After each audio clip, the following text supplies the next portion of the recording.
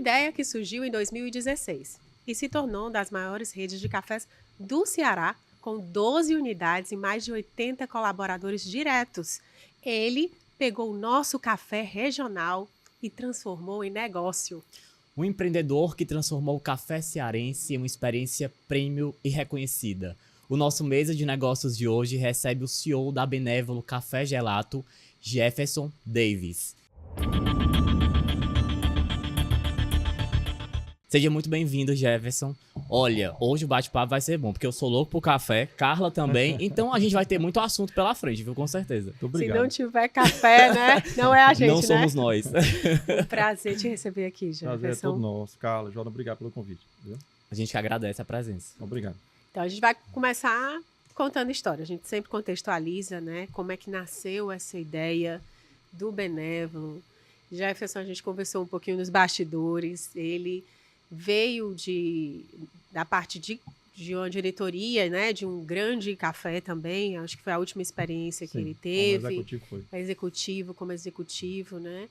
E como que foi esse despertar, né? Para nascer o Café Benévolo. Perfeito. E como que você disse, eu vou colocar um negócio. Saiu da parte de executivo para ser empreendedor. Eu acho que muita gente faz isso e alguns estão querendo fazer, né? Perfeito. Alguns brincam que foi a crise de 40 anos. Por acaso foi na minha virada de idade. Mas nada mais do que foi. Eu tinha vivido até aquele momento, tinha realizado muitas coisas legais profissionalmente. Eu estava numa excelente empresa, num cargo muito bom, uma boa remuneração, mas eu me questionava o que eu ia fazer para o próximo ciclo, que é justamente assim, o que eu vou fazer agora para os próximos 40, né? Que, vamos dizer assim, que seria a outra metade da vida. E me sentia um vazio em questão de entrega, como pessoa mesmo, como relação de ser humano para ter um propósito, onde não que eu estivesse executando ali nas empresas que eu passei, mas que fosse algo de criação própria. Eu disse, pronto, essa solução eu só vou conseguir me atender, me satisfazer se eu empreender, se eu criar alguma coisa a partir do zero, onde eu acredite na fundação dela, os valores que ela vai se construir como empresa, que eu possa proporcionar aos trabalhadores, às pessoas que vão contribuir com ela, o que eu acredito como aqui executivo, agora como empreendedor lá no futuro. E a Benévolo nasceu disso. Eu posso dizer que foi algumas satisfações de coisas no meio que eu vivia, e que eu achava que eu podia fazer diferente se eu construísse uma empresa desde o início, eu mesmo fazendo, do que só trabalhando com um terceiro.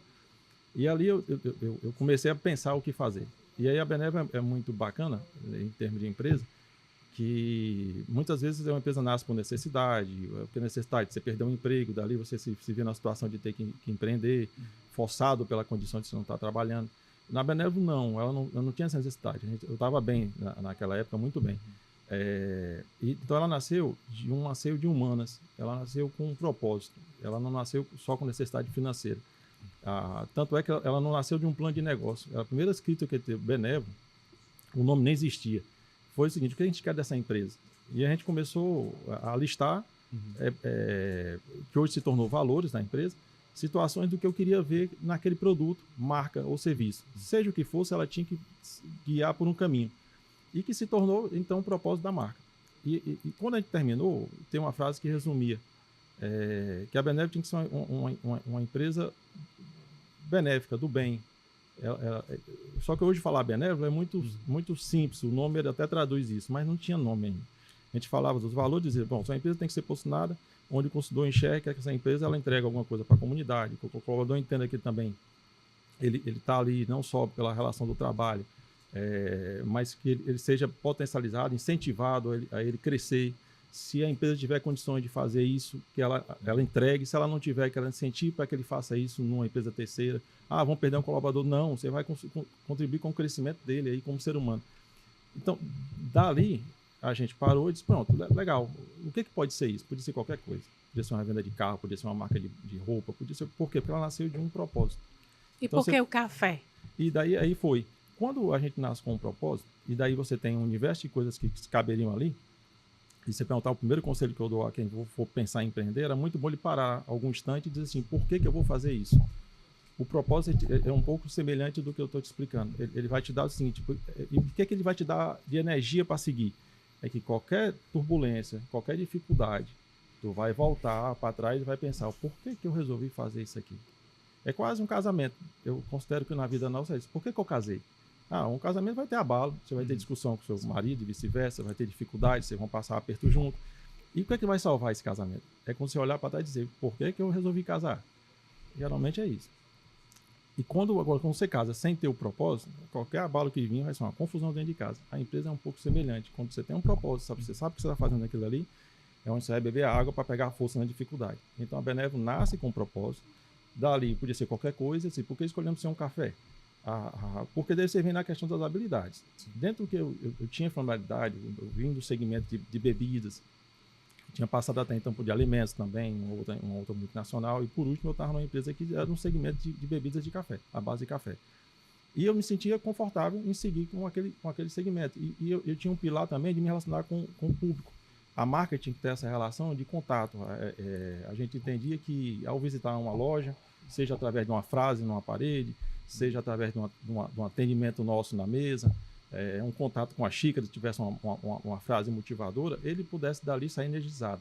Então, dentro dos nossos pilares, a Benévolo tinha esse papel de energizar as pessoas para os sonhos delas.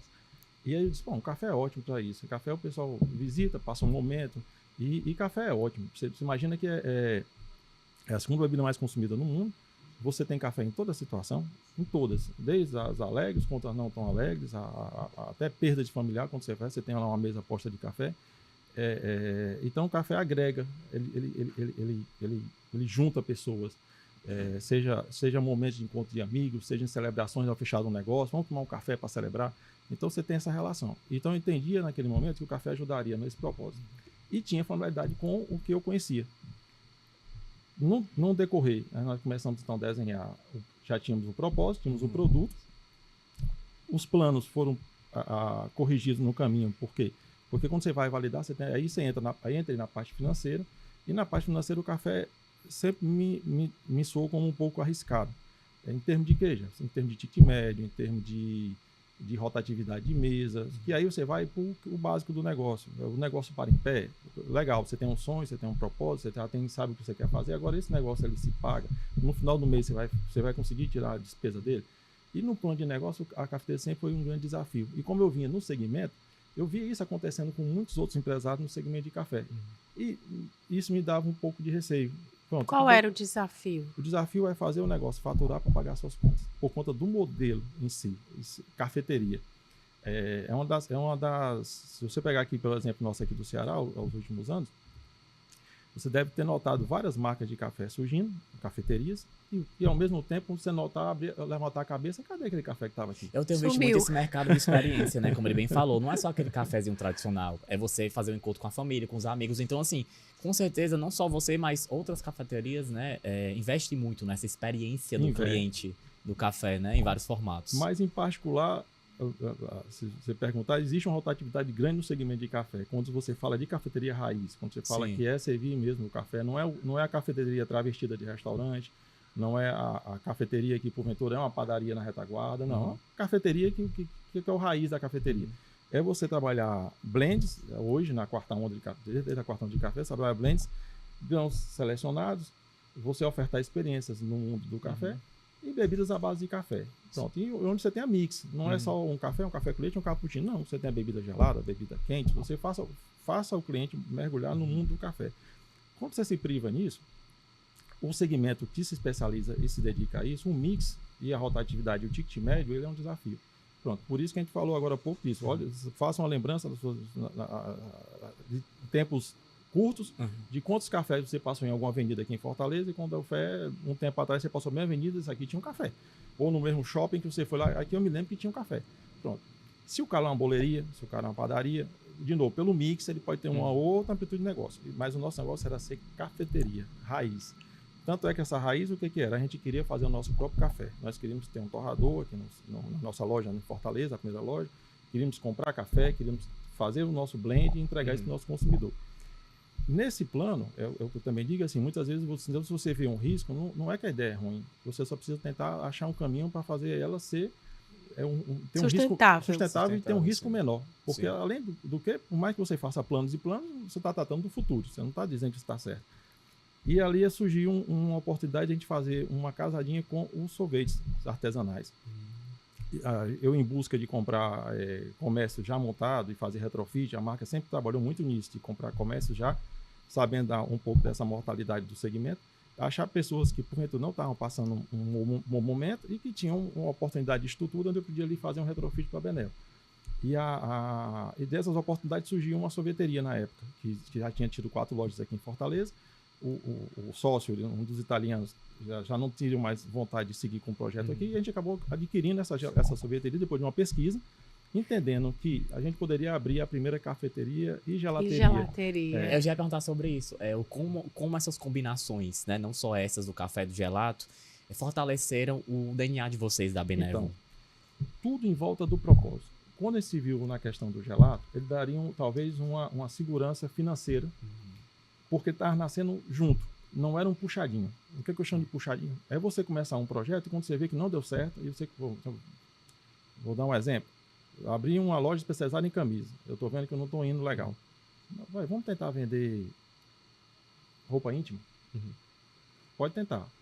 Mas você, às vezes, perde um pouco de característica de quando você começou e no meio do caminho você começou a agregar. O consumidor, ele te identifica no começo, você consegue fazer isso. Não é que você agregar outras coisas no decorrer vai dar errado. Não.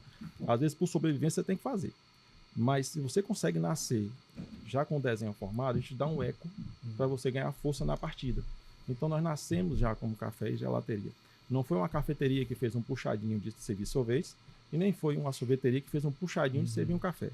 Como no decorrer, eu vi muitas marcas agregando o nome de café e vice-versa, quem é a sorveteria agregando o nome de... Vocês realmente tiveram essa visão desde o início, né? Ela nasceu na raiz. E nasceu na raiz como?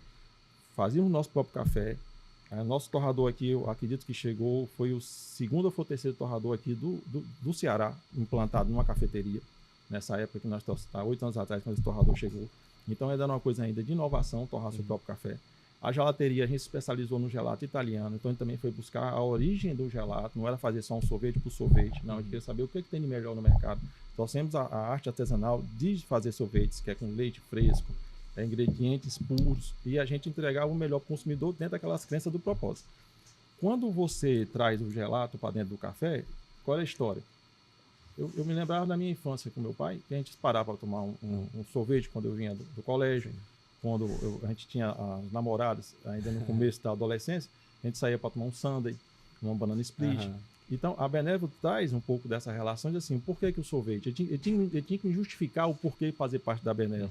E quando ele trouxe essa questão do afetivo, das boas lembranças, seja com família, os momentos que você tiveram felizes, então o gelato me aproximou muito do que o café proporcionava. Eu disse, tem tudo a ver. Eu acho que nós estamos falando de um produto muito próximo em termos de momentos, de experiências que ele proporciona, só que ao mesmo tempo ele traz um mix adicional numa cidade que é muito quente. Isso aí que eu ia dizer, são duas paixões, né, do povo cearense, né, uma cidade que é muito quente, então o sorvete sempre está ali dentro do nosso dia a dia, e o café, porque tem até a brincadeira, né, que quando tá muito quente, o cearense vai lá e toma café. Pronto. Tá tão quente que eu vou tomar um cafezinho, A gente toma nos 3 turnos, eu até brinco muitas vezes, né, porque é de manhã quando a gente acorda, depois do almoço, que a gente quer dar uma acordada, que eu pelo menos às vezes sinto e no sono, meio da né? tarde. E no meio da tarde. Acho que é mais ou menos isso aí, se né? brincar, a gente, como bom nordestino, a gente janta também com café. Isso. Ainda tem isso. Acho que é umas 3, 4 vezes ao dia. 3, 4 vezes. Eu acho que você acertou bem, né, nesses dois segmentos, né?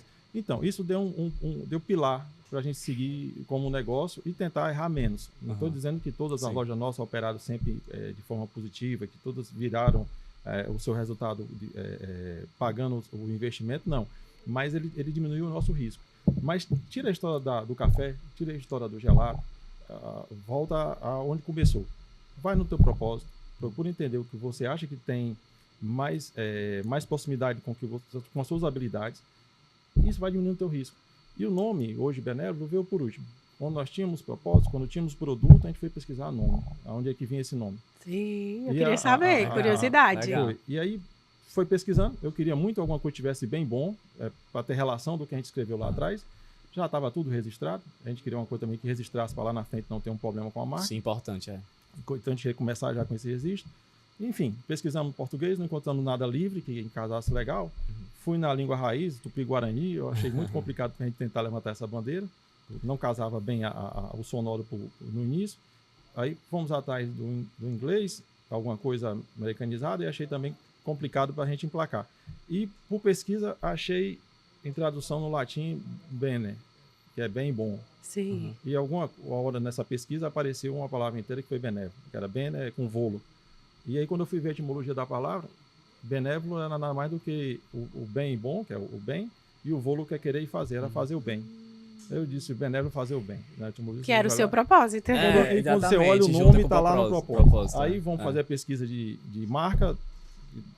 Aí vem o meu lado espiritual e que Deus sempre teve e está com a gente na nossa luta, porque a gente mentaliza, a gente já se vê no futuro.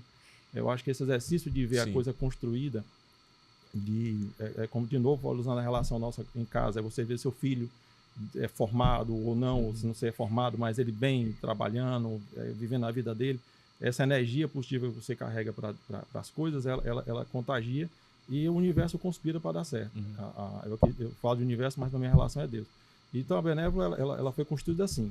Até o nome deu certo. Quando a gente achou o nome que casou com um propósito, estava descoberto, a gente foi lá e fez a chancela dele nas proteções e seguiu e nasceu a Benévola daí. Com nome, sobrenome, produto bem e interessante. propósito. Uma curiosidade aqui no programa, né? Eu também não sabia sobre isso. Foi. Jefferson, a gente vê aí muitas cafeterias, né, do Brasil, uma crescente, né, das cafeterias.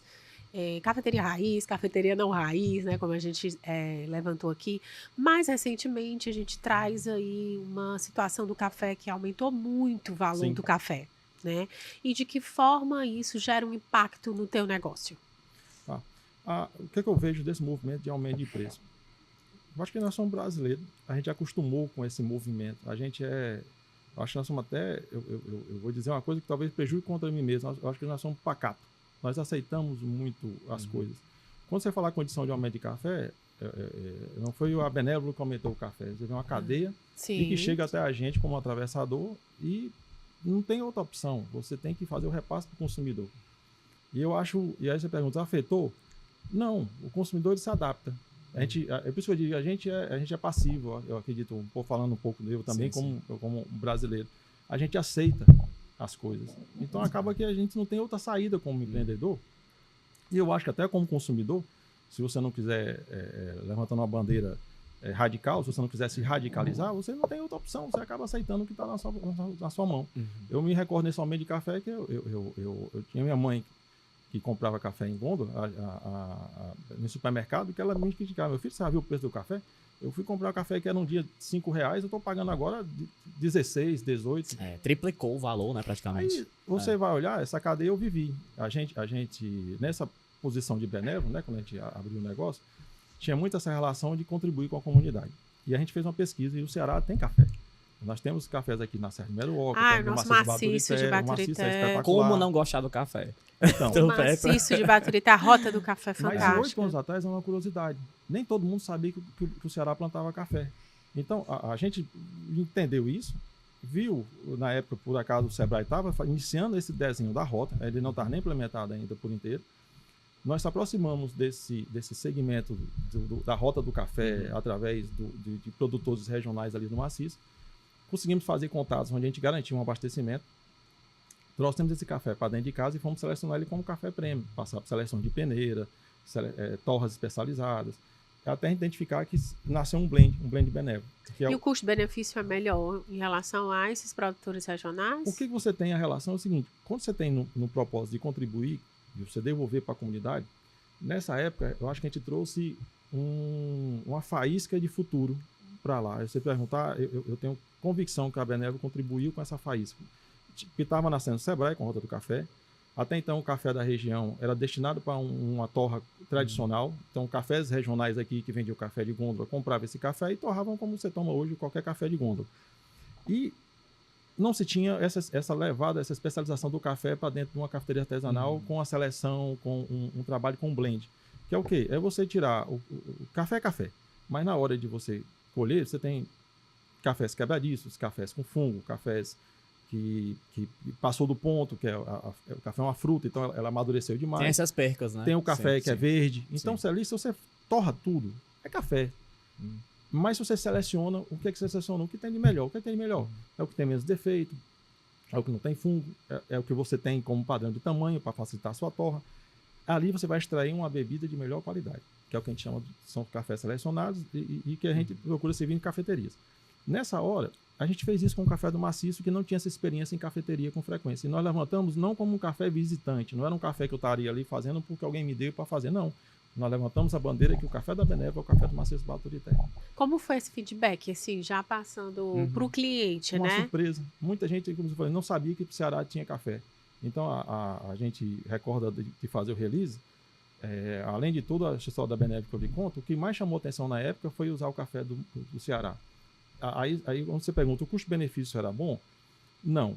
O esforço para você transformar, naquela época, esse café que a gente chamava de bica corrida, que era esse café todo com um padrão só, que era o que era colhido, e você fazer ele se tornar uma seleção de torra de café especial, era um esforço muito grande e braçal. Aos poucos, a gente foi se aproximando dos produtores, foi explicando como era legal armazenar, como era legal selecionar, como era legal colher. Ainda deu uma consultoria, né? E muitas vezes não só verdade. ter mais incentivo. Por quê? Porque tinha muita gente que já tinha essa ideia e ele pegou a pílula do fortalecimento, que é aquela pílulazinha que você dá assim, poxa, eu estou no caminho. E o cara se fortaleceu. Poxa, eu vi o café, o potencial que ele tem. Eu fui ali, experimentei. Eu recebi alguns produtores, que, quando a gente fala produtor, são pequenas propriedades que tiram às vezes 12, 10 sacas de café, sempre são poucos. Mas quando juntam todos, dá um volume. E eles vinham visitar a gente, experimentavam o café, disse, esse café não é o meu, não. Eu disse, é o seu, é o lá da serra, é o que o senhor me vendeu. Mas tá diferente. Eu disse, tá, porque tá selecionado, nós tiramos esses tipos de cafés que iria afetar a bebida. Quando passava essa explicação toda, mais na vontade do que ele tinha de crescer no negócio, ele entendia que então era importante ele começar a fazer alguns processos lá.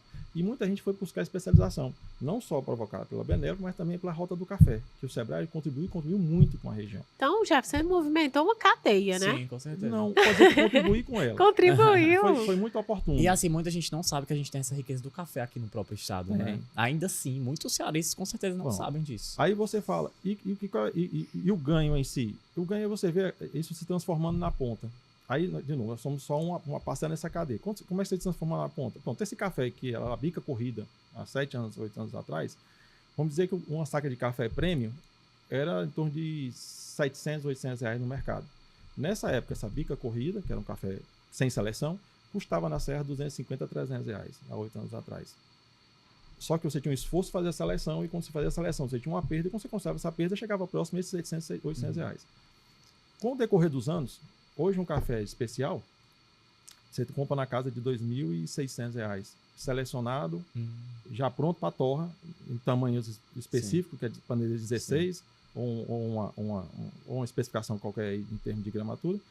E você perguntar quanto é o café da Serra na relação do preço, Sim. o mesmo café da Serra, ainda que seja bica corrida, você está no preço hoje de R$ 2.400, R$ 2.500. E aí a quantidade? É o mesmo 60 quilos de um café 60 especial quilos. selecionado. O que eu quero dizer é que a relação do café, um bico a corrida, muitas vezes está próximo, por ser da Serra hoje, pelo trabalho que foi feito nesses 8 anos, diga-se passagem, pelo povo da Serra, de melhorar o seu cultivo, de melhorar a sua produção, de trabalhar melhor o seu grão, de outras cafeterias, aí eu posso dizer também de referência de espelho nosso, de começar a trabalhar com blend, de levar esse blend para a gôndola do supermercado, os supermercados também regionais apoiando essa comunidade, levando esse café para dentro da gôndola. O café se potencializou que hoje não perde nada, pelo menos em preço, para o mercado fora. Um aumento, quantos por cento, você tem ideia, mais ou menos, em um curto espaço de tempo? Em 8 anos, esse café saiu de R$300 para R$2.500. Eita. A saca de 60 quilos, né? Hoje, em média, que você comprar dentro do mercado, lá você vai achar esse preço. Mas aí você consegue também transferir para o consumidor, o teu consumidor. O que acontece? O café também sobe de preço, eu não dou só relação por mérito do trabalho. O café teve um aumento nos últimos 2 anos, você acompanhar isso como consumidor de casa também. Exatamente. O que eu falo é a diferença do preço desse café em relação ao que ele tinha no passado, em relação aos cafés que vinham de fora. Hoje ele não perde, pelo contrário, ele está mais caro. Esse agregador que a gente fala em termos de contribuir com a comunidade. É você fazer com que ela melhore o seu produto, ela aumente a demanda de mercado e essa oferta se equalize e ela consiga capitalizar mais por isso. Então, ela teve esse crescimento de equação em termos de preço, mas ela também teve o impulsionar do mercado de aumento tradicional, que aí aumentou e continua aumentando. Se você acompanhar o preço de café futuro, todo dia é 1%, 0,5%, eu não sei onde é que vai parar. Mas continua aumentando. Aí quando volta a pergunta do consumidor, aí eu volto para defender isso, nós somos passivos. A gente tem produto que não dá para abandonar. Café é nosso dia a dia, a gente toma 4, 5 vezes. Você pode se sujeitar, às vezes, mudar de um tipo de café. Você tomar um X marca, agora vai tomar a marca Y. Mas é muito difícil você mudar. Ou então diminuir o consumo, mas não deixar de tomar. Não. Né? Eu acho que é muito isso também. E na cafeteria, o que é que foi? Você teve uma elevação de preço, infelizmente. A xícara lá atrás, você tomava um café a R$4. Sim. Hoje você paga R$10, R$12 em algumas cafeterias já. Então, e o consumidor, ele desembolsa? Sim. Por quê? Porque ele vai por outro momento. Talvez ele ali de novo, uma necessidade de reunir com uma experiência, né? Experiência. Aí vem pela relação da experiência, seja com uma família, seja com os amigos, um momento consigo. Mas que eu sou da filosofia que se você consegue dar uma condição de melhor aquisição para tudo hoje no mercado, eu acredito que isso aumentava ali o consumo. Então, você sentiu o mercado retraído para você? Não. As benévolas, elas se mantêm nesse longo de 12 anos de todas essas movimentações que nós já passamos, inclusive pandemia, que eu acho que foi o maior desafio nosso como empreendedor. Porque não tinha esses encontros, né? Principalmente na hora de vocês. E nós fechamos literalmente com várias outras empresas no segmento da gente. Mas eu acho que, do modo geral, aí vem a seleção no mercado de novo, voltando essa história de cafeterias que nós notamos elas em algum momento e quando passa ali alguns meses, você passa no mesmo canto e você não a vê mais. Aí eu acho que isso dificulta o negócio como um todo. É mais um risco para o negócio. Por quê? Porque você está com um produto cada vez mais distante, muitas vezes, do cara que nem todo mundo pode pagar R$10, R$12 numa xícara de café de 50 ml. Sim. Então, eles estão diminuindo ainda mais o fluxo e diminui o ticket. E, consequentemente, você torna o negócio mais arriscado. Sim, eu achei interessante comparar o que o Jefferson falou com o entrevistado que veio aqui na semana passada, que aí ela tem um negócio, uma academia mais de luxo, classe A, mas ela diz quanto as academias low cost, né, que são as academias de baixo custo, fazem bem ao negócio dela. Eu acho que você comparou esses cafés que estão fechando, que acaba influenciando de alguma forma também. Né? E eu queria até te perguntar, assim, na sua visão, porque assim, a gente tem visto muitas novas cafeterias, né, mas o que é que na sua visão diferencia as que permanecem no mercado e as que fecham as portas? Isso. É a inovação, é sempre estar ali prezando pela qualidade, tem muito essa questão do desafio dos preços, né? Como a gente tem falado, aumentou muito o café nos últimos tempos. Mas, assim, quais são os principais pontos aí de quem fica e quem fecha as portas, na sua visão? De verdade, eu acredito no modelo de gestão. Mais do que até no modelo do produto, do que essa questão da experiência, da entrega. A experiência, eu acho que ela é ótima, mas ela tem uma fase de começo e fim. Eu acredito muito nisso, a questão dessa relação de seja instagramável, chega só aquele momento, isso é muito, às vezes, notório também aqui, que abre casas e você vai para a experiência, porque está vendo no TikTok, ou está vendo no Instagram, e dá filas naquele boom, passa 3 meses, a coisa calma, que você não escuta mais nada. Sim. E o empreendedor ele nasceu para ser instagramável, só que todo mundo já bateu a foto daquilo ali, eu não quero bater de novo. Não tem mais e agora interesse. eu vou lá para quê? Pagar o que ele está cobrando, inclusive até pela foto, não só pelo prato. Então, aí entra o modelo de gestão para dizer assim, o que é que você quer? Você quer ser uma marca de momento, você quer ser uma empresa de momento, ou você quer uma coisa perene? Na construção da gente, eu me baseei muito num livro de Feitas para Durar. Como é o nome? Feitas para Durar. Feitas para Durar. E ela fala muito de marcas que são hoje, ainda estão no nosso convívio, grandes marcas, que nasceram em algum instante, e ela vinha muito dessa relação de assim, por que eu vou fazer isso? Que é o propósito. Então ela bate muito propósito. Por isso que a Benévola nasceu assim, inspirado nessa questão das histórias de outras empresas que elas eram feitas para durar. Então eu me vejo hoje no negócio, assim, eu quero descansar um dia, e eu deixar um legado, deixar uma empresa que ela entregue, não só para quem seja sucessor, mas ao mesmo tempo também para a comunidade. Ela tem a sua entrega, ela tem o seu valor, ela não existe só com o negócio financeiro. Então, essa questão da gente de olhar para o futuro, ela muitas vezes choca com quem empreende só pela receita. Sim. Assim, não, eu preciso empreender porque eu tenho que viver. E muitas vezes eu tenho que ganhar X, eu ganhava tanto no mercado, eu tenho que ganhar aqui. As contas não vai fechar. Aí, nessa hora que ele não fecha, é onde entra o abalo da gestão. Então, você perguntar por que não dá certo, eu acredito que vai da gestão. Desde a hora de tudo. Da hora de escolher quem é seu parceiro, se você vai franquear, se esse parceiro te dá estrutura para tu seguir aqui. Às vezes você vai assinar com um cara que fica lá no Sudeste e esse cara não vai vir aqui com frequência, porque é caro vir. Pagar uma viagem de avião, hospedagem. Para quê? Para visitar um negócio que vende 50, 60 mil reais, que deixa 2 mil de royalties para ele vai gastar com uma passagem em frequência. Não vale a pena. Então, a conta. Só que muitas vezes o empreendedor, ele ou na experiência, ou pela cegueira da paixão, ou a motivação ilusória, ele entra. E então aí é onde começa, desde o início, de pensar o que fazer, onde eu acho que o dá errado é a gestão. Eu vejo nesse mercado, não só no do café, mas de todos, a gente um pouco dessa relação, até de outros segmentos que a gente já andou, quando abre comércio, eles dizem, meu Deus, como é que esse cara escolheu esse ponto para abrir isso aqui? Sim. Então, aí você começa já com um desafio maior, que é muitas vezes você está no canto errado e fazer com que ele dê certo. E de novo, quando você passa a onda, que é essa onda da novidade, e agora? Perdi a novidade, o que é que eu faço? Só que muitas vezes o negócio foi tão construído naquela novidade que ele só tem aquilo para apresentar. Para mim, isso também tem a ver com gestão. E a equação de casa. Muitas vezes você não faz a gestão financeira. Muita gente se perde nesse ponto. Total. Né? Às vezes o cara assina um contrato de aluguel sem fazer uma conta de plano de negócio ou iludido com uma conta que é feita de Excel, que aceita tudo e que muitas vezes um franqueador, que muitas vezes isso acontece muito com franquia, ele está ali para vender a franquia. A meta dele não é fazer muitas vezes você dar certo, infelizmente. É fazer ele assinar um contrato para tu ganhar o teu royalties e a tua taxa de franquia. Sim. Depois que tu assina, ele, show, bati minha meta, fiz 10 franquias durante um ano. Se não deu certo, muitas vezes desculpa até você, mas não. Então, se você perguntar porque eu acho que não deu certo, não é por conta de produto, não é por muita empresa, marca, não é isso. É gestão. Acho que é gestão. E aí você levanta aí uma questão que também eu tenho muita curiosidade. Hoje as suas lojas são próprias, é isso? Somos todas lojas próprias. Tem pensamento, você falou de franquia, agora ou sociedade, tem pensamento, tem planos. E por que não fez ainda? A Benévolo nasce com um café e uma gelateria em uma loja, ali no Meireles, na Bilhar. Que inclusive também é de antemão, estamos até revendo se é um ponto para nós se mantermos. Por quê? Porque ela nasce como uma loja e uma indústria no pano de fundo naquele espaço. Vai um espaço de 500 metros quadrados. Hoje, ao decorrer, a Benévolo foi fazendo aquisições de sinergia com o negócio dela para o crescimento futuro.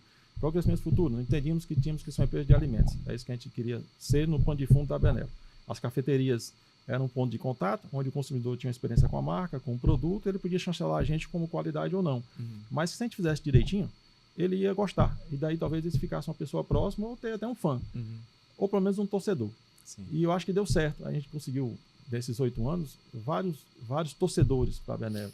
E com isso deu força a gente seguir nessa crescente de lojas, mas pensando no paralelo do projeto da empresa de alimentos. Sim. No decorrer, a gente adquiriu uma padaria de um grande amigo hoje, que ajudou muita gente nessa energia do bem que hoje transita na Benévolo. Ela foi construída por várias pessoas. E tem anjos. Nesses anjos teve um que é o Carleano Pereira, que me colocou no mundo de pães, era meu fornecedor e depois a gente fez a aquisição da operação dele, que era a antiga Rosmarino. Dali internalizamos a fabricação de pães artesanais. Sim. Fortaleceu o nosso mix, quer dizer, eu queria crescer, então tinha que ter garantia de entrega para entregar um produto proprietário nosso. Como eu entregava café, como eu entregava o gelato, eu queria entregar o doce e o pão feito pela Benévolo. Croissant, essa linha nossa de panificação. Então o Carleano me deu essa força. Quando a gente cresce com algum número de lojas, a gente viu a necessidade de ampliar a produção e aí a gente sai para um salto de uma fábrica própria, que é hoje onde se torna o prédio da Ana Bilhar, que foi a nossa primeira loja, obsoleto. Por quê? Porque daí ele ficou pequeno para a operação, embora hoje é grande para uma cafeteria, como a fábrica não está mais lá, virou um prédio de 500 metros com uma operação de 100 metros de cafeteria. Essa fábrica se instala em paralelo e a Benévolo daí toma um corpo maior de produção na linha de panificação e ela passa a ser uma indústria que fornece hoje para pequenos outros negócios, entre restaurantes, cafeterias, lanchonetes. A gente tem uma linha de salgados, doces e pães que a gente fornece para esse mercado. A gente tem uns 90, 100 clientes nesses segmentos de cafeterias e restaurantes. E temos uma linha para o consumidor final através de supermercados. Então, hoje nós estamos em rede de supermercados em 11 redes, posso dizer talvez as principais. Fornecendo o quê? Pães em gôndola. Pães em gôndola. Direto para o consumidor final. A gente atende o supermercado, né, no B2B para chegar até o B2C, que é o nosso consumidor final através do supermercado. Então nós estamos em rede como Guará, São Luís, Pinheiro, Lagoa, enfim, Canaúba, e a gente está em 85 lojas, Pão de Açúcar.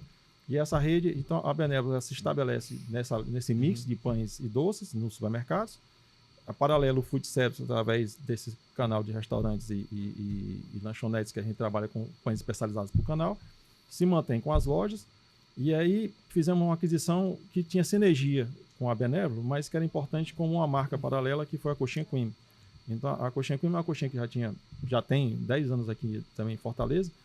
Foi fundada pelo Rafael, um cara excepcional. E eu tinha uma proximidade com o Rafael e ele precisou fazer uma mudança de pessoal dele e botou à disposição a marca no mercado. A gente acabou fazendo essa aquisição da Coxinha Cream há 1 ano e meio e ela nos deu uma entrada no mundo de salgados, que a Benévola não trabalhava com salgados. Que salgado é esse? São coxinhas mesmo. Então a Coxinha Cream é uma coxinha sem massa, a pioneira no mercado sem massa, e a gente internalizou na Benévola a coxinha com massa, para não confundir com a Coxinha Cream. E a Coxinha Cream permanece hoje fazendo eventos. Então a gente participa das principais festas de Fortaleza, tudo que você possa imaginar de festa, a gente geralmente recebe um convite para estar presente. E atuamos com ela também em supermercados vendendo na gôndola congelada. Né? Então a gente está hoje no Pinheiro, está hoje no Lagoa, Cometa, Guará com ela. Então vocês foram expandindo muito, né? Dentro do projeto, era essa nossa visão anos. nossa de ser uma empresa de alimentos. Aí você pergunta, e com o projeto de franquia, né? Sim. Nós já temos ele, a gente já formatou o projeto já tem 2 anos. Só que eu tenho conversado muito, a gente hoje tem uma consultoria dentro de casa também, e para compartilhar, eu costumo dizer às meninas, vocês são ótimos aqui, é um pouco daquilo que a gente falou agora há pouco, quando você vai orar, falar com Deus, você se escuta.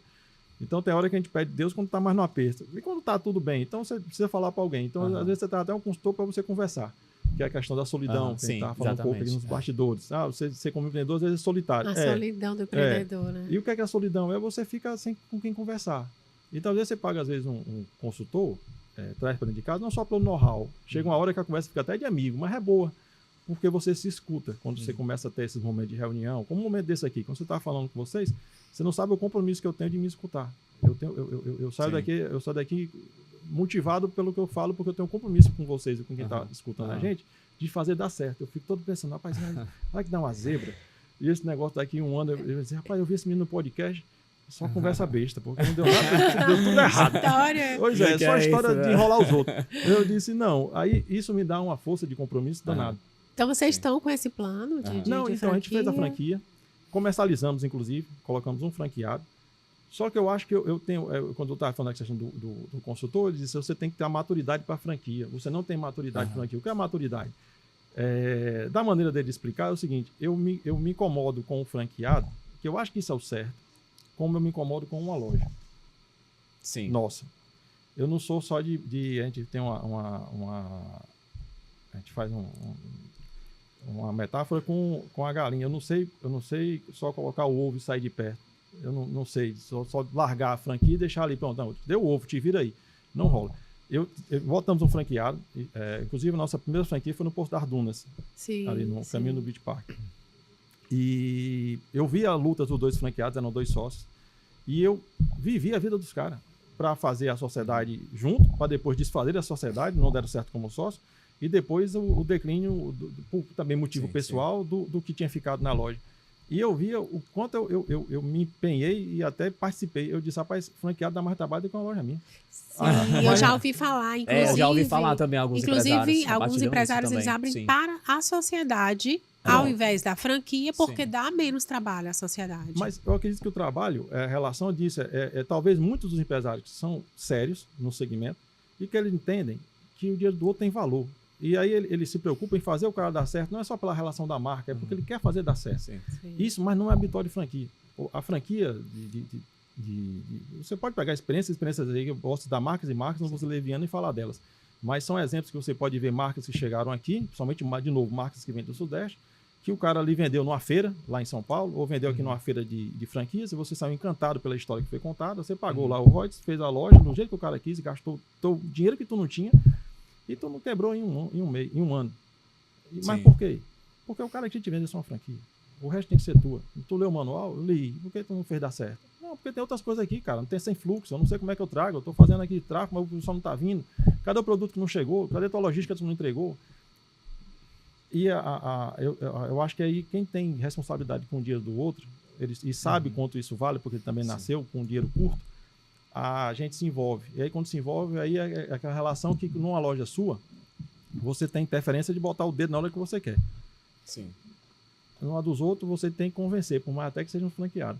Então, eu me envolvi muito nesse processo. Não é que eu desisti, nós temos um modelo franquia em pé. No nosso site, inclusive, tem lá. Se quiser ser um franqueado, dê um oi com a gente. Mas eu acho que eu sou péssimo vendedor de franquia. Porque eu já deixei de vender, eu acho que umas 10 franquias ou mais. Porque eu desestimulo, muitas vezes, até o franqueado. Eu disse, olha, você sabe que você está entrando? Você sabe o desafio desse mercado? Eu tenho um ponto que é excelente, me leva para o ponto. Eu vou lá qualificar. Eu disse, cara, de boa, eu não botar uma loja minha aqui. Se eu não ponho uma loja minha aqui, eu não tenho coragem de vender. Não, mas eu estou pagando, eu quero a loja. Eu disse, você não tem noção do que você está dizendo. Você tá endoidado aí. O Jefferson que é o pai do franqueado, né? Pronto, ele quer ser o pai. É assim, onde a franquia diz, a consultora, você não tem ainda preparo psicológico para vender o franqueado. Eu disse, não, você quer dizer que eu tenho que ter mau caráter? Ele disse, não é isso também não. Você está indo para o exagero. Mas você tem que deixar as pessoas desenvolver. Você está vendo só o lado de não dar certo. Eu disse, porque o desafio eu sei como funciona, cara. Nós temos 12 lojas. É isso que eu ia falar, 12 lojas, assim, são várias regiões, então, assim, sempre é um desafio você entender o público daquela região, o outro público ali. Inteligência de mercado, o valor do investimento para um lugar, muitas vezes é maior do que o outro, né? A gente sempre comenta isso, né, aqui nas entrevistas. Se fosse só para ganhar, cuidar é importante, né? Se for só pagar o dinheiro da franquia, da taxa, e depois o cara der errado eu botar a culpa nele, era tranquilo, isso é um modelo normal do padrão do mercado. Só que nós não sabemos, até a marca não me deixa, o propósito que ela foi construída, eu costumo dizer que eu sou um executivo da Benevo. Eu olho para aquele negócio toda hora, aqueles valores que nós temos, tem um lá que é muito sério para mim, toda hora, quando vou tomar uma decisão, ele me vem. Não queira para o outro que você não quer para você. Não queira para o outro que você não quer para você. Não queira para o outro que não quer para você. Aí eu fico olhando para aquilo, eu não queria isso para mim, não. Aí eu disse, o dinheiro é bom, é uma taxa, é um franqueado para te comprar seus produtos. A gente hoje, a Benevo abastece 80% do nosso mix é fabricado dentro da Benevo. É isso que fortalece nossas lojas. Então, você teria uma entrega mais para a fábrica. 80% é fabricado dentro. Vocês são indústria, Somos né? indústria. Por trás da Benevo tem o nosso pano de fundo de indústria. Nós fazemos nosso café, fazemos nosso gelato, fazemos nossos doces, nossos pães.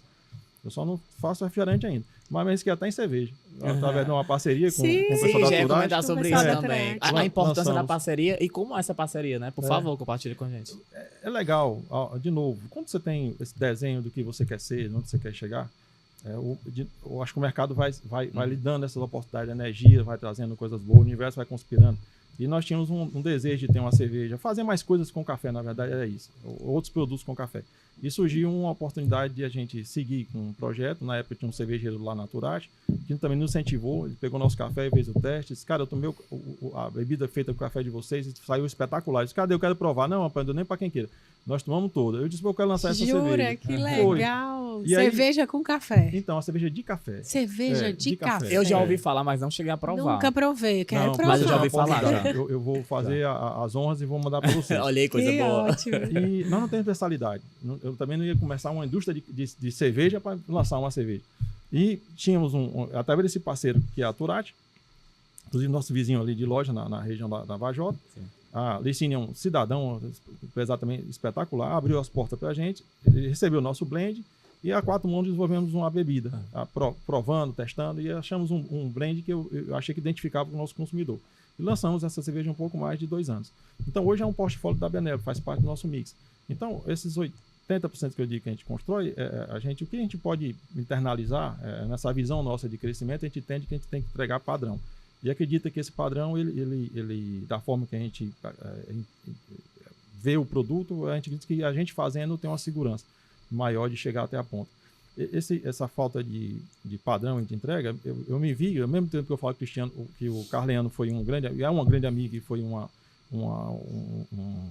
ele nos oportunou muitas coisas legais, inclusive entrar nesse mundo de pães, mas ele foi o primeiro choque meu de manter a questão de um produto que você acostumasse a tomar na Benevo e que você encontrasse quando fosse visitar a gente novamente. Ele amanheceu e disse, eu estou fechando a minha operação, eu estou deixando de fabricar pães. E esse pão dele era muito específico na época. E aí você viu aí uma oportunidade, E ao mesmo tempo, em cima da dificuldade, que eu disse, e agora, o que eu faço com o teu pão? Me abastece não por um mês até eu achar um fornecedor? Não, já estou fechando hoje. Eu disse, tu tá ficando doido? Tu vem dizer pra mim que tá fechando hoje? Dá um aviso do trabalhador do teu povo. Eu já dei 30 dias. Por que tu não avisou então 30 dias antes? Não, que eu tava esperando passar um negócio, ver se eu conseguia passar pra frente. E daí avisar que eu estaria saindo, mas já com alguém. Eu só não consegui passar, eu tô fechando. Esse cara, tu não pode. O mercado depende de você, de algumas coisas. Ele já não tem jeito. Aí eu não consegui achar mesmo, na época, um fornecedor para me atender como ele me atendia. O Carliano é um mestre de panificação, se não o maior aqui do Norte e Nordeste, eu diria mais do Brasil. É um cara espetacular, já deu fantástico. consultoria lá na padaria. Fantástico. E Carliano, nessa época, a gente acabou, passou o choque da não realização, ele conseguiu me passar a operação dele. Mas eu entrei nesse mercado justamente com medo disso, da gente crescer. Essa é a vontade da gente, não é parar em 12 lojas, a gente quer estar no Brasil, esse é o desejo da gente como empresa. Expandir nacionalmente. Bacana. Seja como franqueado, seja como loja própria, ou através de aquisições, ou joint venture, enfim. A nossa visão é esse crescimento. Não sei também se vou estar vivo, então, mas eu vou trabalhar até o último dia para isso. E se alguém depois for continuar a história, que vá. Mas nós crescemos e fomos formados para durar. Então, assim, essa é a intenção da gente. E a minha pergunta, assim, porque tem muitas situações que a gente pensa num projeto, acha que não vai dar certo e se surpreende. Né? A gente acha, não vai dar certo e na prática deu certo. Teve algum momento no negócio, assim, algum investimento que você achava que não era bacana, mas no final das contas foi positivo? Ou algum momento, alguma parceria que você achava que não ia ser muito, assim, de somar no negócio, mas que deu certo? Alguma coisa nesse sentido? Teve muito percalço. A gente fala da coisa bonita aqui, né? Das como pensou em criar. Afinal, ele arriscou muito, né, Jefferson? Empreendedor é isso. Você falou numa palavra que você não pode esquecer como você vai empreender. Você tem que se arriscar. Infelizmente, você tem que se arriscar. Quanto mais se você não tiver recurso a fundo perdido. Não quer recurso a fundo perdido? Você tem uma herança. Eu tenho dinheiro do meu pai para gastar aqui até umas horas. Tem. Então brinca com ele aí até acabar.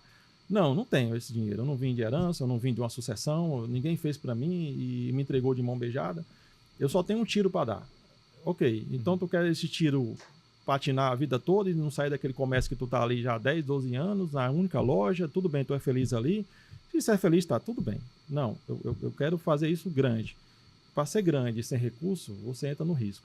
Não seja desonesto, não faça nada premeditado em enrolar ninguém. Não. Não quer dizer que com isso você vai fazer os planos todos serem lindos e bonitos e dar certo. Não, mas você tem que partir de um plano. Esse plano, olhar para ele, testar, validar com alguém que conheça. Cuidado, falando também agora há pouco, dá para não validar com quem não conhece o que você está falando, porque muitas vezes pela proteção de querer lhe proteger, de não dar nada errado, vai lhe desincentivar, mas de uma forma inocente. É o que eu chamo de o incentivo negativo que vem para o bem, que muitas vezes o incentivo diz assim, não saia daí onde você está, não, fique quieto. Como você está doido, você vai estar nesse negócio aí, isso é uma loucura, você vai se dar mal. Não esqueça que a crença é sua, e quem vai fazer é você. O empreendedor sempre tem que tomar risco. Ele vai quem fazer dar certo. E se você pedir, às vezes, uma opinião a quem já conhece o que você está entrando, vai enveredar, ajuda, porque a pessoa vai por aquele caminho. É fácil pegar a opinião dos outros assim? Não, às vezes não. Mas você tem muito cantos que você pode beber água. Às vezes dentro de um Sebrae, eu costumo dizer isso em todo canto. Você tem ali várias cabeças pensantes, bons profissionais.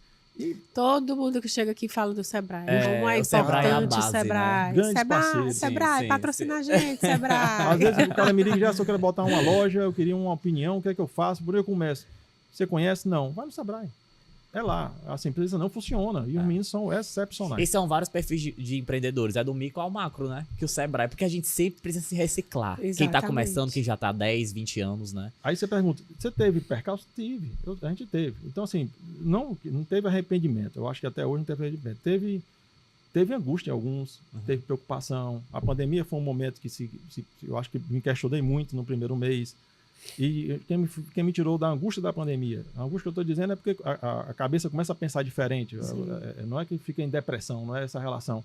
Mas eu me senti diferente na pandemia no primeiro mês. Eu fiquei muito preocupado. Eu olhava para o negócio, olhava para a estabilidade que eu tinha tido ali até 2 anos, 3 anos atrás. O que é que eu vou fazer agora, né? Que diabo é que eu fiz que eu estava dentro de uma relação de segurança dentro de uma empresa e eu vim empreender. Agora, pelo contrário, eu tenho que dar conta de... Nessa época eu tinha, acho que quase 50 funcionários já. Então, a gente tem 50 pessoas dependendo da gente. E qual foi a estratégia? Foi Deus. Você acredita? Na hora do aperto, foi dizer assim, peraí, por que você inventou fazer isso? Qual é o teu propósito? Por que você inventou fazer aquilo? Foi dali que eu consegui botar a cabeça no lugar. E quando, ao mesmo tempo, parei, me dobrei, Uhum. que é rezar. Sim. Então eu me curvei a ele, me ajoelhei mesmo e rezei. E pedi para dar um caminho. Na época a gente não tinha delivery, não tinha esse hábito de delivery. Eu tinha acabado de abrir 3 lojas, pelo contrário, tinha um problema maior na mão, porque eu tinha acabado de abrir os shoppings, que era um teste nosso na loja menor. Então eu estava lá na Bilhar, estava lá no Monsenhor Tabosa e estava testando 3 operações recém-abertas há 4 meses. Teve uma que fechou dia 15 de março, onde o lockdown foi dia 20 de março. Fechou com 5 dias de aberto, que foi o nosso shopping. E agora eu tinha compromisso de 5 aluguéis, porque na primeira onda da pandemia ninguém aliviou com aluguel, queria o aluguel. Não sabíamos o que ia acontecer, mas eu queria receber o meu. Então eu tinha um problema agora maior de passivo, e quando eu digo que foi Deus, foi quando a gente foi botar a cabeça no lugar e orar, e o universo conspirou, Deus mandou. Pronto.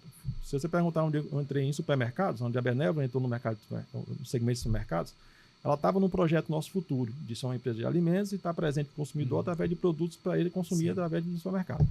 Mas na pandemia, quando eu pedi uma luz no caminho, não deu uma semana, um executivo do Grupo Pinheiro, do supermercado Pinheiro, na época era o Carlos, estava fazendo um projeto de expansão para a rede. A rede estava vindo aqui para o lado da Aldeota, então ele estava abrindo uma loja na Antônio Salles, e estava também já com um projeto para a Rogaciano Leite, e ele queria um mix de pães diferentes para a loja. Ele queria um diferencial para a loja de pães. E nessa época, todo mundo fechado, foi também uma oportunidade que os supermercados regionais deram para as marcas locais tentar trazer os produtos seus para dentro das gôndolas. E o Alexandre, com a decência dele, me recebeu na época da pandemia. Ele foi um dos poucos fornecedores que entrou, porque estava todo mundo com medo de pegar o vírus. E mais do que nunca essa época foi importante a parceria, né? Porque estava todo mundo meio desesperado, uma coisa muito incerta, exato. né? Então foi. E dessa ligação surgiu uma linha de pães que eu nem tinha. Quando me ligaram, você tem pães? Tenho.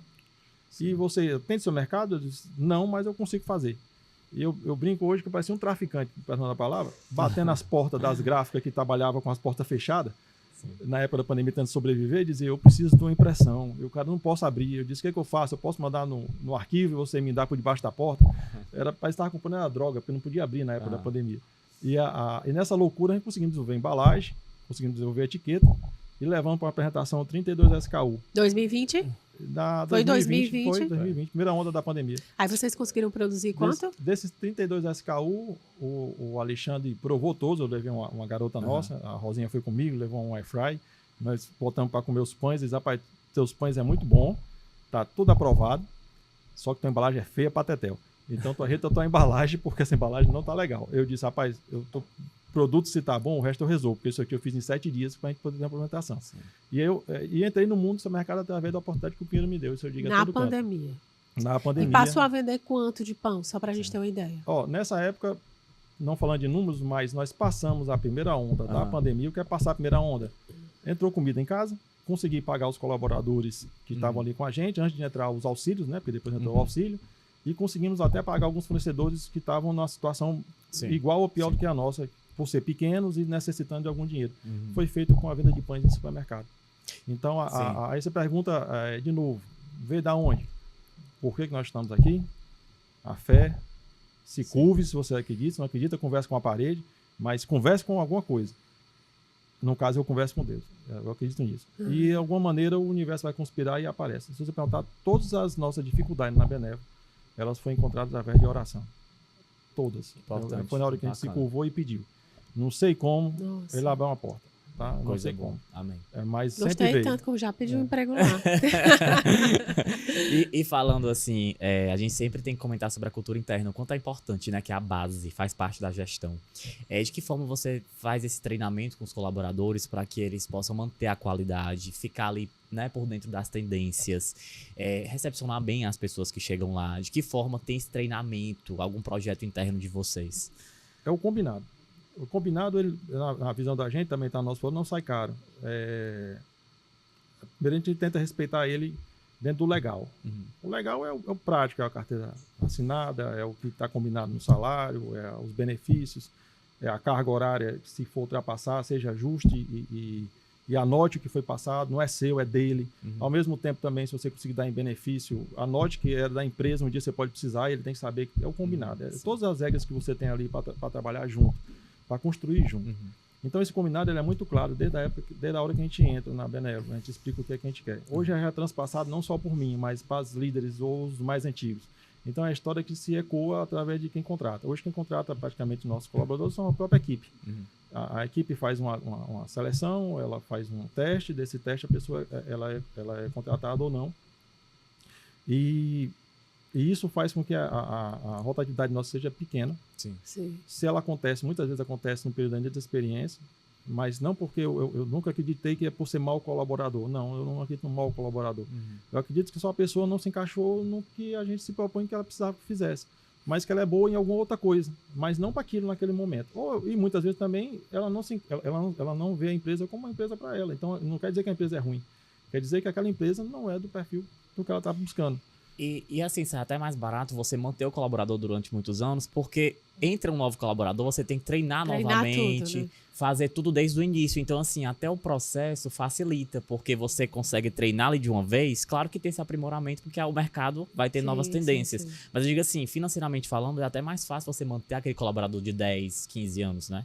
Ali dentro da empresa. Eu indo no contraponto, se você perguntar, nós não olhamos nesse Não, claro, eu digo assim, é um ponto, né? É um dos pontos também. Quando você tem uma pessoa muito antiga em casa, eu olho isso com bons olhos, de alguma maneira a gente está conseguindo reter. Sim. Por outro lado, eu me incomodo pelo papel benévolo de incentivar essa pessoa a crescer. Eu me coloco todo em conversa com colaboradores, e principalmente os que têm essa vontade, de explicar, olha, você trabalha com a gente, até você achar que a gente está entregando para você o que você busca. Quando você achar que nós não conseguimos crescer mais, que a gente não conseguiu, isso me dá uma responsabilidade de fazer acelerar para surgir novas oportunidades de trabalho e que eu consiga pegar as pessoas que estão ali e consiga subir com elas para que elas sejam melhor remuneradas. Sim. Mas eu costumo dizer, se a gente não conseguir fazer esse crescimento na rapidez que você precisa, tu não pensa duas vezes em tu procurar alguma coisa e tu sair, cara. Se tu sair daqui para ganhar um pouco mais, ou uma demanda melhor de horário, ou uma oportunidade até que te dê maior de um estudo, porque o mercado nosso de segmento de alimentação, ele é nervoso. É um mercado que você começa às 10 da noite, 10 da manhã, muitas vezes, alguma loja até 8 da manhã. Pronto, a loja nossa é mais esticada. Começa 8 da manhã e vai até 10h30, 11 horas da noite no fechamento. Então, em algum momento você vai estar no turno de uma noite que vai ter que fechar 11 horas, muitas vezes você vai estar no turno da manhã que abre 8 horas, e ele toma tempo, às vezes, fazer outras coisas como estudar. Sim. Então, eu costumo dizer muito para ele, pense em você. Eu sempre acreditei que a empresa sou eu, como você é hoje a sua, a Carla é a dela.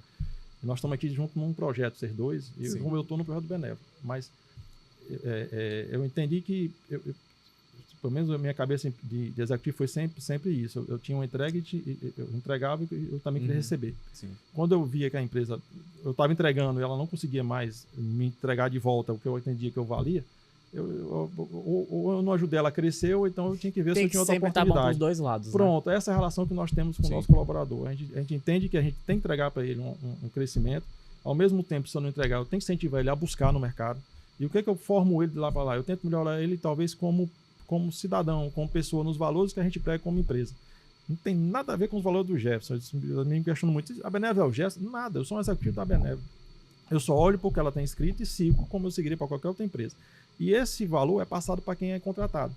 Então tem uma frase que a gente usa muito em toda abertura nossa ou mensagem que a gente manda para a equipe. O nosso cliente tem que sair mais feliz do que entrou. O nosso cliente tem que sair mais feliz do que entrou. Isso é quase um mantra. Aí você diz, se funciona, cara, não é que a gente não erre, nós somos seres humanos, eu costumo dizer isso. A gente erra, é normal. A gente trabalha com operação de produto, né? A gente não trabalha com uma coisa feita num pacote de biscoito, não. Eu trabalho fazendo um biscoito. O cara, na hora você vai chegar lá, ele vai pedir uma tapioca, ele vai pegar uma massa porcionada, vai pegar um queijo porcionado, vai ter um fogo ali que tem uma temperatura. Tem coisa que você não consegue cronometrar para sair 100%. Tem coisa que você não tem controle. É o ser humano. E aí diz, minha tapioca passou do ponto. O que eu vou dizer a você é o seguinte, não foi por maldade. É isso que eu quero dizer a você. A Benévolo a gente erra, mas não é por maldade, não é por insatisfação, não é porque a menina fez para sacanear, vou dizer isso a você. Certo? E se você disser na hora, pode ser o que for que você vier comendo na Benévolo, que seja, tomei essa água, veio num pote fechado, embalado, foi nem eu que fiz. Eu tô achando essa água com gosto estranho. Ela vai pegar uma outra água, vai pegar essa sua água, vai te dar uma outra, e não vai pagar nada mais por isso. O que a gente pode fazer, que eu costumo dizer? A gente pode, o que eu posso fazer? Pedir desculpa, e isso ela tem essa cultura, e te oferecer um outro produto, ou mesmo, se você me permitir, eu corrigir. Sim. Não, eu não quero que você corrija e nem quero outro produto. Então, só desculpa, mas essa água o senhor não paga. Pronto. Porque o erro foi meu. Não sei nem o que foi, mas se o senhor não gostou, o senhor não paga. Essa cultura nós temos. Então, quando eu digo que a gente erra. Aí você perguntou como é que você passa isso para o colaborador. São com mensagens simples. Cara, atenda ele como você gosta de ser atendido. Faça o cliente sair mais feliz do que entrou. Seu Gerson, isso é tão forte na gente hoje, que quando tem um problema na loja... A importância da empatia, né? Começa com o meu telefone. Se você pegar um guardanapeira na Benévola, um guardanapeira, tem lá o meu número. O WhatsApp é o meu, é o pessoal. Tem gente que não acredita, mas é lá. Toda guardanapeira da Benévola tem meu telefone. Eu disse, desde que a gente fundou, eu botei meu WhatsApp lá e meu telefone pessoal. Se eu falar com você agora, você vai responder nesse minuto? Não é que eu tô com vocês. Mas sai daqui, eu vou olhar minha mensagem. Se tem um problema, reclama com o dono, cara. Mas a primeira pergunta que eu faço é, você falou com o atendente? Não, Sim. Não falei não. Poxa, cara, perdeu uma oportunidade legal. Porque se tu fala na atendente, ela tinha resolvido. Mas por quê? Porque a cultura do mercado não é essa. A cultura do mercado é você dizer que o cara tá errado, é você. Não, tá aqui nessa água não tem problema não. Só tá com um gosto ruim na boca, mas não é água. Nós não estamos para discutir. Nós estamos para atender. Nosso consumidor, a gente tem que olhar para ele, a gente acredita nisso, que nós temos que ser uma opção na vida dele, de uma casa de café e de sorvetes. Que ele olhe para a gente e diga, eu tô com vontade de tomar um café hoje. A Benévola é uma opção, não estou dizendo que é a preferida não. Se eu tiver como opção, vamos dizer, tem quantos anos, João? Eu, 30. Você vai viver ainda mais uns 70 anos ou mais. Amém. Então você imagina se em 70 anos, se você for na minha casa lá mais umas 3 vezes, estou pedindo 3 vezes em 70 anos. Eu quero viver muito com a Benévola. Eu acredito que você vai viver muito. Então, Amém. se você gostar e se a gente deixar essa casa aberta para você, se você tem uma experiência, ou pelo menos se deixou a gente se retratar com você, você tem a gente como uma opção. Sim. E aí eu posso ser você consumidor a vida E aí toda. volta, né? É nisso, eu acredito nisso. Então, o consumidor, nosso colaborador tem essa visão. E eu estava falando que isso é tão forte que quando o cliente não fala comigo no WhatsApp e ele chega a falar com a atendente manda um WhatsApp para mim. Seu Gerson, acabou de sair um cliente aqui que ele não gostou de tal produto. Eu estou avisando o senhor, porque você vai estar em contato com o senhor já está sabendo. Eu pergunto, o que você fez? Não, oferecemos um outro produto. Nesse caso ele quis, o outro não quis, mas o senhor está sabendo. Pronto. Então as meninas têm essa relação. Ai, aí você pergunta, por que você deixa seu WhatsApp na mesa? E por que você deixa seu WhatsApp na mesa? Porque eu tenho que errar pouco. Eu tenho que errar, mas eu tenho que errar pouco. Se eu errar muito, eu vou ficar maluco. Meu WhatsApp está lá. Então, de novo, a gente erra, mas a gente procura errar pouco, porque a gente não quer errar nada, na verdade, mas somos seres humanos. Sim. E se o cliente nos permitir, a gente se retrata. Se E ele as pessoas permitir. têm muito essa cultura do senhor ser algo muito distante, né? Então, quando ele diz que ele coloca o telefone dele, já é um diferencial na cabeça de muita gente, com certeza. Porque às vezes, assim, Grande você vai ter diferencial. acesso ao colaborador, mas Eu nunca não, tinha visto isso. vou ter Acho que é uma acesso experiência direto. única que o Jefferson está me passando. Você só vai na Sim. internet se você quiser. Sim, Se sim. você quiser outra coisa. É um Quer que outra diferencial, coisa? né? Eu fico, às vezes, eu também sou consumidor. Eu sei que às vezes dá vontade de você esganar daquela marca, aquela pessoa que está do outro lado. Eu já tive experiências ruins de delivery, principalmente. Delivery hoje é um desafio para muita operação, porque se depende de muita coisa junto. Não é só o motoboy, não é muitas vezes o motoboy, não, cara. Você imagina que o cara está num trânsito, que ele pode ter caído, que ele também, como ser humano, pode ter trocado um pacote, que ele, como ser humano, também ele pode ter levado uma queda, que se está chovendo, ele não vai conseguir correr com aquela moto na chuva. Mas o cara no outro lado, muitas vezes ele pensa que está no balcão do estabelecimento e está pedindo aqui para entregar ali. E não funciona muitas vezes. E eu acho que nós estamos num momento diferente depois da pandemia. Eu creio nisso, eu tenho visto isso. A gente ficou mais aflorado às vezes, mais impaciente. E eu acho que essa impaciência a gente não está perdendo um pouco da empatia com o próximo. Eu vejo isso muitas vezes nas reclamações. As pessoas, quando tem uma falha, a primeira coisa que ela quer é prejugar o funcionário. Ela fez de propósito, eu disse, nossa, que loucura. Às vezes não quer nem, às vezes não quer fazer um diálogo, entender. Eu já tive mensagem que ela disse, você tem que punir ela. Aí eu disse, Ai, Jesus. Eu disse, que loucura que eu tô... Uma pessoa mandava... Cara, foi um pedido errado, rapaz. Respira. Exatamente. Você me dá a permissão de se retratar, dou. Então se retrate, permita se retratar. Essa é a nossa luta, entendeu? Jefferson, a gente tá chegando ao fim. Com dor no coração, eu tô dizendo isso. Eu acho que eu entendi porque Sempre ele fez é assim, porque quando o bate-papo é bom, assim, podia ficar 3 horas realmente. E tem eu muito entendi assunto. porque ele participou de um podcast com 4 horas, porque daria, pra com ele não é nada, certeza. não. 4 4 horas, horas, passa muita rápido. experiência positiva, muitos insights, muita coisa bacana. Eu quero muito ter outras outra oportunidade, Sim, nós queremos sim. muito ter Foi um outra prazer. oportunidade Sim, de sim. entrevistar, de ir lá no Benévolo, de fazer um bate-papo lá com você, institucional. Tem várias oportunidades que o Mesa de Negócio oferece. Então, muito obrigada pela Obrigado essa a vocês. participação Muito obrigado. fantástica aqui no Mesa de Negócio, trazendo, enriquecendo, né? Trazendo Enriquecendo, conteúdo verdade. importante, coisas valiosíssimas em todos os segmentos do teu negócio. Eu realmente fiquei bem impactada. Obrigado. E agora, para a gente finalizar, eu queria que você desse um recado, tá? Você pode utilizar essa câmera aqui para o empreendedor que está começando, o empreendedor que já está no caminho e que muitas vezes encontra muitas dificuldades e às vezes quer desistir, né? Eu quero que você deixe uma frase, um recado final para essas pessoas que estão nos assistindo, do micro ao macro. Tá certo. Eu acho que tudo está em volta da crença. Então acredite. Você beba a água das suas origens. Por que você está fazendo isso que você se propôs? Com essa crença, ore. Então a oração para mim é sempre você colocar para fora, falar. Você vai se escutar. E lembra que a oração tem uma parte que é a ação. Então nessa ação haja. Se bote em prática. Não fica acomodado. Não vai cair do céu. E nessa ação, você não está só. Por mais que digam muito que o empreendedor está só, não deixe isso ficar na sua cabeça. O universo, ele responde. Grite para o universo. Seja uma instituição como o Sebrae, como foi citado aqui, seja uma pessoa especializada. E faça muitas vezes isso. Você está com dificuldade, bata na porta de outro empresário e compartilhe. Quem é o dono aqui? Rapaz, é fulano, você vai ter acesso a ele. E diga, rapaz, eu também sou empresário. Eu sou do seu segmento muitas vezes, que é legal você achar essas pessoas. E lhe garanto que alguma coisa vai sair dali. E isso a gente recebe na Benévola a todo instante. Então, assim, não fique para si. Você coloca o universo, acredite que vai dar certo. Muito obrigada, Jefferson, muito obrigado. A gente Jefferson. falou do mercado de café, a gente falou do teu negócio. Gelato, Obrigado por compartilhar pães. a sua trajetória com a gente, que também fala muito sobre fé, que eu achei muito legal. Eu acho Tem que que ter. é uma soma muito importante, né? Tem Que muitas pessoas não compartilham sobre isso, mas que é essencial pro negócio.